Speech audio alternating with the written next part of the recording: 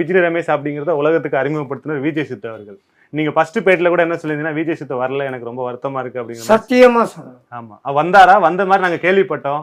இப்போ ஸ்டான்லி ஹாஸ்பிட்டல்ல வந்து எனக்கு இது வரைக்கும் அவ்வளோ பெரிய தொகை எனக்கு யாரும் எனக்கு ஹெல்ப் பண்ணல. முதல்ல சித்து தான் வந்து 50,000 ரூபா கொடுத்துட்டு போனாங்க. Okay okay okay. எனக்கு அது பெரிய விஷயம்.